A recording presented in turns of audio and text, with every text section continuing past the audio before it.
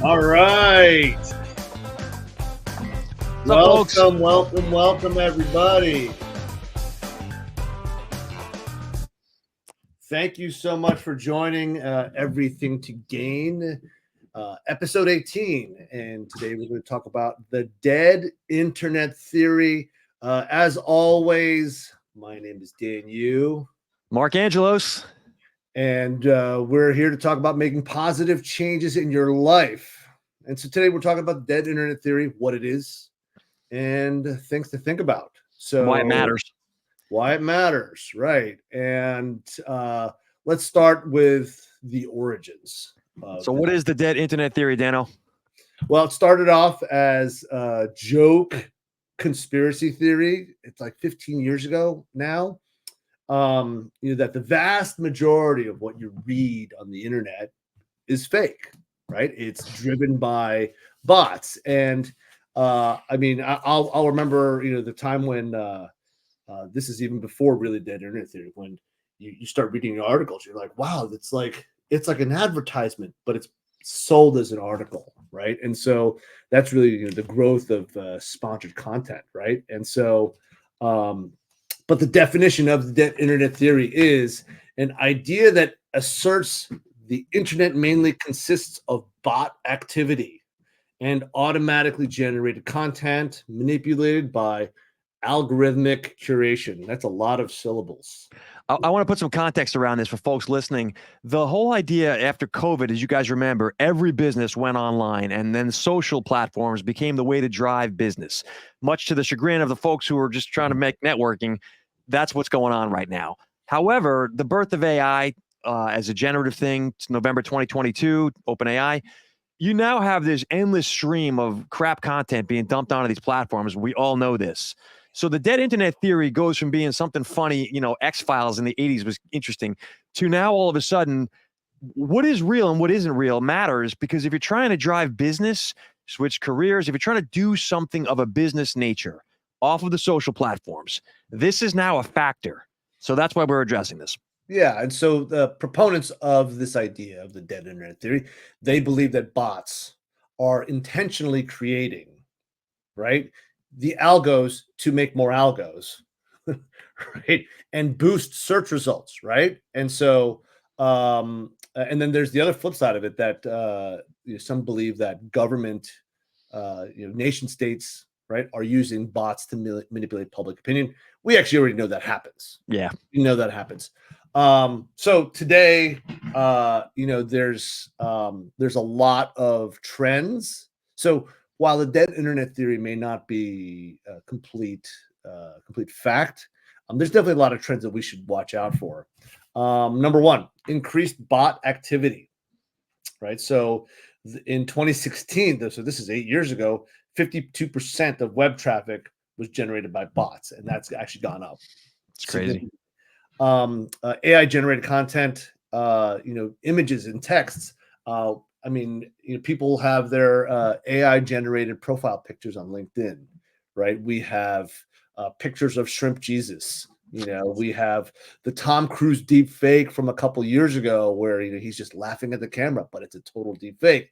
So there's all of this content that's being created now, and search engines, right, and social media platforms, they're using these algos to filter the content.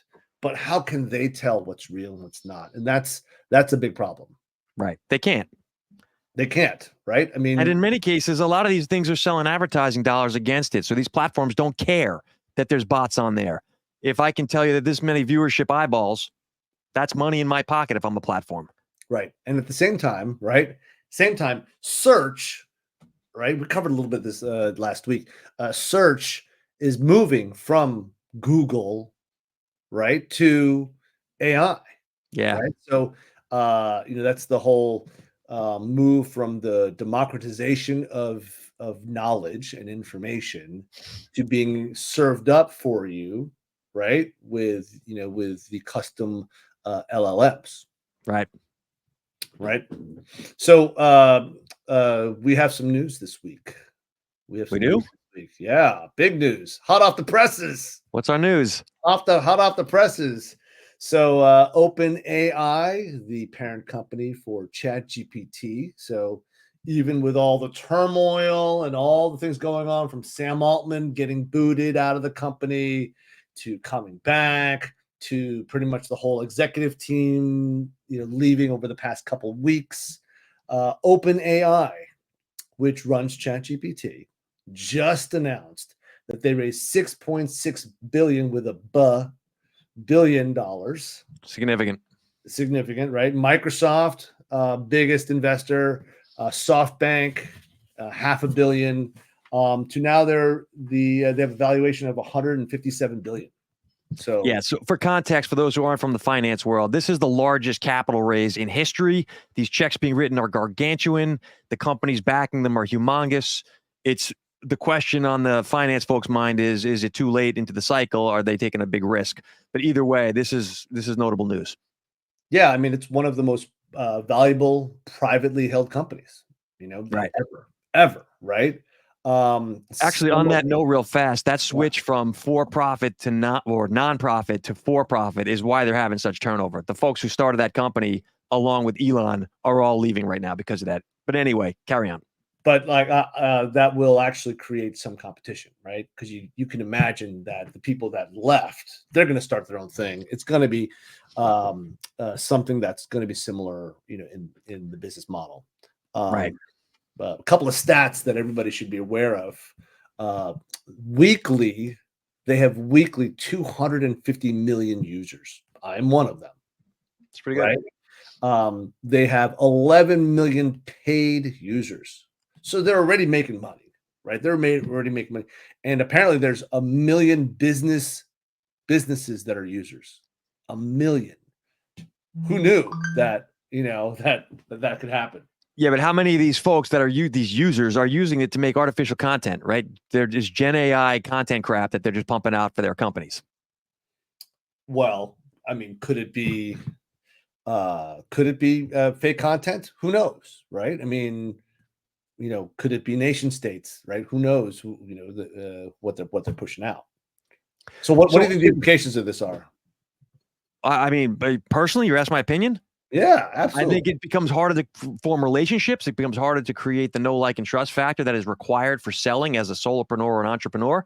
I think that companies that want to build brand, the sea of noise has magnified massively. It's a lot of downside negatives that folks aren't quite taking into account rather when they're trying to figure out their marketing.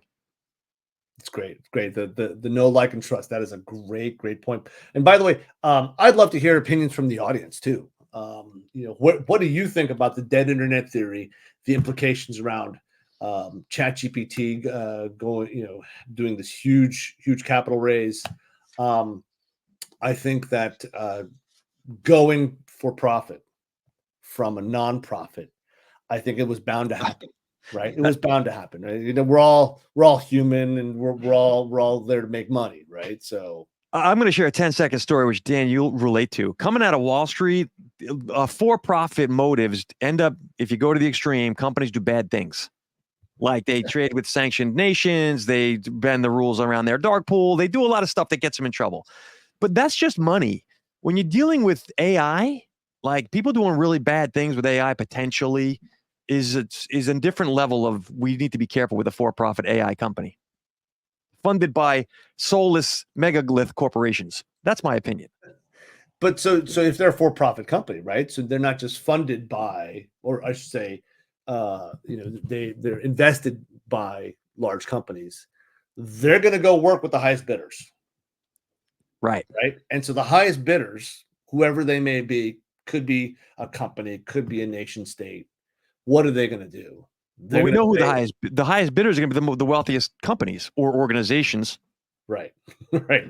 So what are they going to do? They're going to say, I want your attention. Here's more money than the next guy. Right. The next company. So the highest bidders are going to control information, which they sort of always have, right? You could argue that's already going on.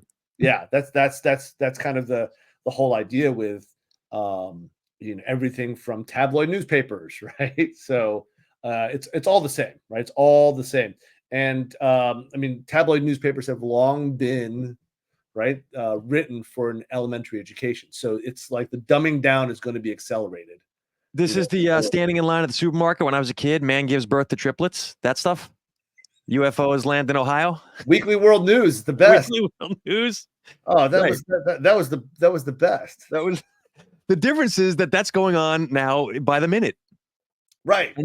And it looks convincing. By the way, some of these ads, these political ads, these deep fake political ads that are hilarious. Both ways, Democrats and Republican. So funny. But like, so now if you think of, that, here in the US, we do have some semblance of guardrails, some semblance. There's no guardrails in other countries, right? Nah.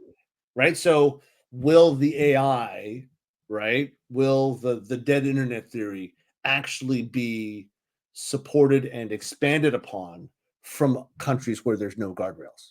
We haven't talked about this, Daniel, but are you familiar with Chinese engagement farms?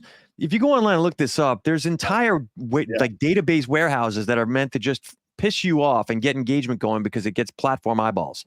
They sell engagement by sowing discontent and anger on it's like a business model. Yeah, it's not just a business model. They get paid, right? Because they're bringing eyeballs to their platform, and yeah, I mean that's the algo of the algos, right? Right. It's fostering arguments on purpose, so you end up in a food fight on Twitter, sorry, X, for no reason other than someone else is making money off of you getting pissed off about this. Yeah, absolutely, right. And it's not just I'm sure it's not just Chinese engagement firms. I mean, actually, there's an article about the North Koreans doing this too, right? That long have suspected both Russian and Iran, right? Companies are doing this too. So it's like that most people will get fooled, right? Maybe they won't get fooled by the fake news every day, but they might get fooled by the bot that's arguing with them. So Tom has a comment here, which Tom I want to address, and I appreciate taking the time. He says that most folks aren't savvy enough, tech savvy enough to understand what's happening and the implications. He's referencing the fact that fake information is more of it than ever before. There's someone getting rich off of it, right? If we already know the concept of if you're not the product, or if you're not paying for the product, you are the product. You are always the product. Yeah. So the point of this, and thank you, Tom, is that there is a financial incentive for these platforms to have fake information. Both the users, bot farm, Chinese, whatever, are going to make money. The platforms can sell advertising at a greater amount. So the concept of the dead internet theory, while it was quaint and interesting in the conspiracy circles, is now a business reality. It's a business model. Right. So we need to address this. Right. So how do we address it? Right. I don't know if we can necessarily. I think we can. You think we can? You think we can fight the algos? I think that building a community is the answer here. So this is just my opinion, but if as a small business owner, entrepreneur, you want to start thinking about in a world where there's fake content everywhere and people literally don't know who to trust, that becomes your value prop. You're selling trust now. Fine. But then if you build a community and you have multiple voices that are talking with each other, but some of the voices may have read the fake stuff online. Right.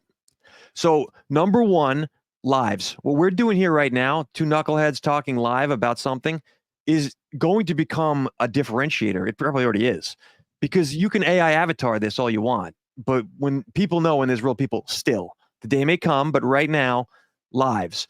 Number two, taking a strong opinion on things, right? These companies are trying to fit in and sell all things to all people. People want to know like who's the human behind it all. And I think the more you can show that becomes a differentiator. So like the dead internet theory, we're not going to solve it. I agree with you, but there are steps you can take. They're really personal branding steps, Dan, which I know you know a little bit about. So great. So personal brand aside, how do you know I'm real? Number one, right? And two, like, how do you know that I'm not being influenced? Right? How do you know? Right? How do you know? I know you're real because I had to suffer next to you brushing your teeth at the trading desk. Hey, you can do what you got to do, right? But after the garbage pail, I wasn't barefoot. At least I wasn't barefoot on the trade desk. Anyway, Which we know who that was. But anecdotes, though, to the point, this is a meta example here. That little stupid story, you and I joking around this, people get to know you personally becomes a business proposition for you, the listener. Right. The authenticity has to come through, right?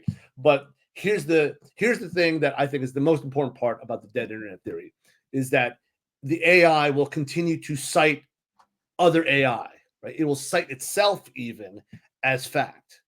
And so that's that circular kind of like trash, notion, right? Can I expand on that for a second? Absolutely. For those who aren't following the AI, I know we all know about AI, but if you're not really in the weeds on this, there's a concept in the AI world, LLM specifically, called synthetic learning. The AIs have run out of internet, basically. They've consumed everything human. Yeah, it was like last year when it was like all of human knowledge was like, oh, we're good. In the news this week, Udemy, whatever, they're trying to they're scraping their own courses for AI. As you know, LinkedIn opted people in. Dan, you posted about this. Whether you liked it or not, you're getting scraped for AI. However, they've run out of information. So now the machines themselves are generating synthetic, artificial answers and informative pieces that they can teach their own AI. So it's like the snake is eating its own tail kind of thing. AI is training on AI at this point already. Yeah.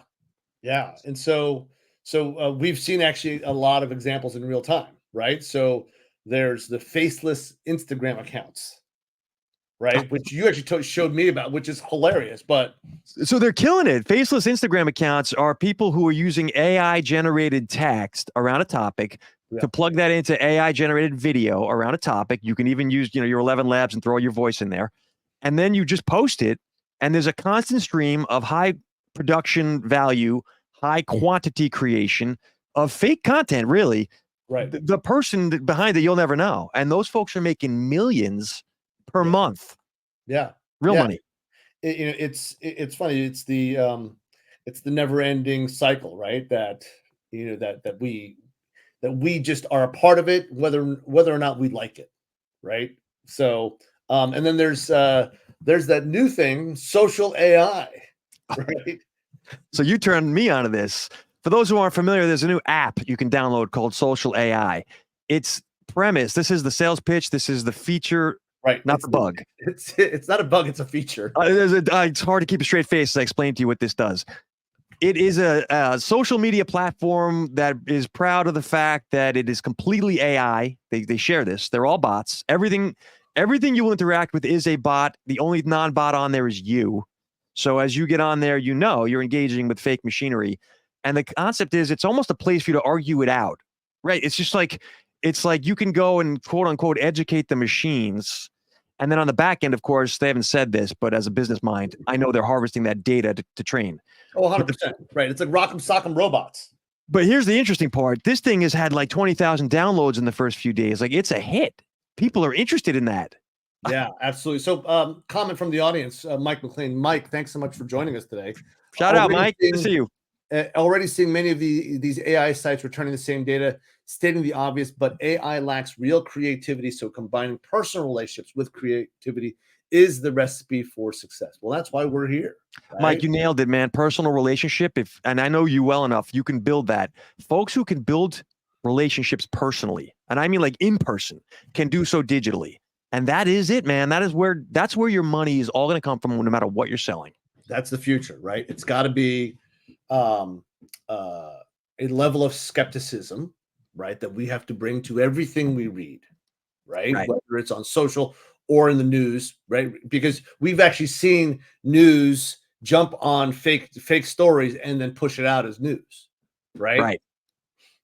We've seen it just recently. They're eating the dogs. So they're eating the cats. Yeah. So a healthy skepticism to everything we read, I think, is necessary. I think we're already there, though. Like, people don't know what to believe and what not to believe. Right? I don't believe any. I think there's a healthy segment of the populace, global populace, that reads something on the internet and they take it as true. Well, I mean, there's a lot of folks that the flat earthers and the Bigfoot folks, right? I mean, that's still going on. Yeah, they're all over the world, right? The flat earthers, right? They're all around. Oh my gosh. They're all across the disc. Yeah. Anyway, the point is, if you're in the business side of things, you're looking to switch careers, you're starting up a company, whatever you're doing, you got to start thinking about content strategies that involve you personally. It involves building community and connection. Right? We're seeing this big spread right now of community engagement. People that are paying money to be part of things like masterminds, the school communities. There's a lot of the whole big thing of, I used to just get my content online. Now I can't trust that anymore. So now I want to get my content from people. Right. So get your content from people, but you still have to be skeptical, right? You still have to have that, have the radar on to potentially what they may be bringing to the table, right? I think this goes back to the old one. Just like in IRL, don't take advice from people who haven't done what you're looking to do. Right? You don't want the fat guy giving you fitness advice. You don't want the poor guy giving you rich advice. It's the same world we're in now online. So authenticity, right? In-person IRL, right? Or in content, it's got to be where we go, right? It's got to be where we go. And everything else, right? It's got to be a differentiator, right? So in whatever you do. So anyway, I would love to give a plug to last week's episode. We had a quote from last week. Shout out to our guest from last week, Aaron McKelkey. He brought this quote, scrolling on the bottom of the screen there. You will either learn to use AI or you will be used by AI. So it's great. I mean, it's the same thing. Like either you're the punk or being punked, right? So the real irony, for those who didn't catch that episode, Aaron is a school teacher where they're not allowed to use AI for the most part inside those school systems. And so he's teaching his students how to use AI. And so actively encouraging it, right? And so he's not just teaching them the topics; he's using AI to enhance their thinking, right? Right. And I mean, they still have to bring their own opinions and their own thoughts to it, but he's using AI actively. So, and he's also teaching those AI skills as a side hustle, right? So where he's actually actively teaching those classes. Just a quick comment on AI, and for those who are trying to learn prompt engineering right now, which I think eventually won't need to worry about, the machines will do it themselves. But in the old days, I remember my kids are teenagers and they would Google stuff and not be able to find the right answer and come to me, and then I could get it out of Google. And they asked me at one point, how come you get answers from Google that we can't? And the answer really, as I told them, is it's critical thinking. And this applies to prompting right now. If you're not on the AI and figuring out how this machine works, like literally what's the back end, how this thing thinks, how to frame up the question, context, how to give it what you want, but to couch it first so it understands the directional. These are like skills, no different from talking to people, looking them in the eye, shaking hands. I think that's the skill sets that folks will need right now, because we're entering a world where you're combining the human side of things with a front end of AI. So it might be Yeah, one of the things that we were discussing last week was that Gen Alpha will be the last generation that remembers how to Google. Yeah, right. But even Googling now is already different. Like Google currently Googles itself differently than it used to years ago. Yeah, just even a couple of years ago, right? But search itself, right? Search itself, and then how we interact with information is totally changing. It's going to TikTok. It's going to Perplexity, it's going to ChatGPT, right? It's going to other sources, right? And it's going to YouTube, obviously YouTube, but my 16-year-old was telling me they were having strength contests in high school. They were trying to tear textbooks in half, the guys. And I went out of the closet and fished out an old Yellow Pages phone book. I kid you not. He goes, "What the hell is this?" And I'm like, "Dude, this is before the internet. We used to look up businesses on this thing." He's staring at it. He's like, "What?" He's like, "I don't even have the skills to look stuff up in here." Right? I'm like, "It's alphabetical. You can figure it out." The point is, that's where we're going now with AI. Like, you don't want to be using the phone book. You got to know how to use this thing. And you need to know how to integrate it with your EQ skills. If you're building a business, if you're switching jobs, this is the new set of skills you're going to need. Right. EQ over IQ. We talk about that almost every week. But do you remember the old Yellow Pages kind of like tagline? Let your fingers do the walking? Yes. Fingers do the walking. Oh, it's so funny. It's hilarious. Yeah, at the old phone book, right? And I mean, it's always funny how the you see those videos where some parent is trying to get their kid to use a rotary phone, or you know Oh, it's great. some piece of an anachronism. But like I think that's those skills, right? To have that EQ to then understand how it used to be, right, is just as important as how it might be, Right. right? Like for past looking, but forward looking as well. I think the concept, to tie this back to the dead internet theory, and the reason we wanted to do this program, this topic on the program, it's going to become a reality of business building, of career switching. And I think that people need to start figuring out how to navigate. The dead internet theory may or may not be true. Like, there may or may not be Russian bots trying to manipulate your mind. I'm not going down the conspiracy road. But the truth is, there's a lot of noise out there. What's that? I'm happy to. I mean, if we want to get to a business result and we're operating in the social media world, this is the thing you have to be able to navigate. Right. So in person, in real life, relationships are the most important thing. A comment from the audience, Tom Dondero again. AI is using landlines to get the old folks, that would be me, and some of the other gullible people. AI is going to adapt. Any thoughts? It's already going on, Tom. So to your point, they now have if you guys aren't familiar with this scam, your kid contacts you in your voice that they're in trouble, they're arrested, and they need you to send money. Yep. Right, it's not real. They pulled the voice off of the social media and contacted through the AI, the parent's phone number. So yeah, that's already a problem. And I agree with you. AI is using landlines. You're not old, Tom.